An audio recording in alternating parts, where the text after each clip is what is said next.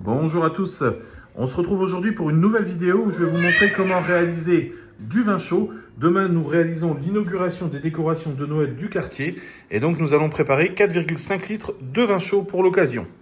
Donc vous aurez bien évidemment besoin de vin rouge, de clous de girofle, de fleurs de badiane, de rouleaux de cannelle, d'un peu de gingembre moulu, de la muscade, des oranges et du citron. Donc les oranges, on a pris des oranges à jus, on va utiliser le zeste ainsi qu'un peu de liquide.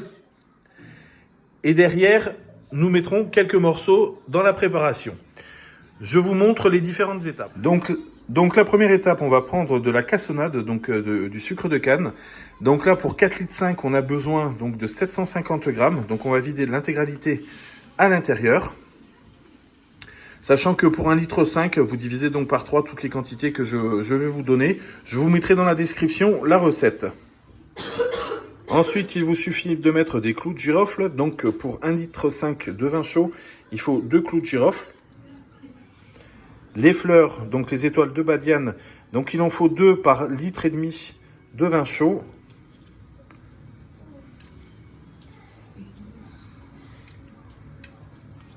J'en ai rajouté 2 de plus pour les 4,5 litres. Ensuite, les bâtonnets de cannelle, il vous en faut 2 pour 1,5 litre. Donc là, je devrais en mettre 6, mais je vais en rajouter 2 pour en mettre au total 8 à l'intérieur. Et maintenant, il va nous rester simplement à insérer donc le zeste de citron, le zeste d'orange, de presser à l'intérieur et de mettre un peu de noix de muscade et de gingembre. Je vous montre le résultat final. Donc ça y est, nous avons tout inséré, réalisé la base donc, de notre préparation.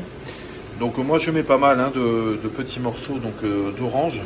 Vous mélangez bien le tout dans un premier temps pour diluer le sucre que vous avez mis à l'intérieur. Et donc le but c'est d'atteindre l'ébullition. Quand vous êtes à l'ébullition, vous rabaissez à feu doux et vous laissez mijoter pendant 5 minutes. Après vous pouvez déguster directement.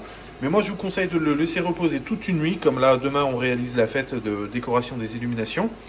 Donc du coup, le vin aura eu le temps de s'imprégner justement de toutes les saveurs. Et le résultat n'en sera que meilleur le lendemain. Je vous invite à tester. Et bien sûr, à me partager dans les commentaires ce que vous en avez pensé. Si vous aimez déjà le vin chaud. Dans certaines régions de France, il existe le vin blanc. Ça, j'ai pas encore testé de le réaliser, mais en termes de goût, c'est très bon également.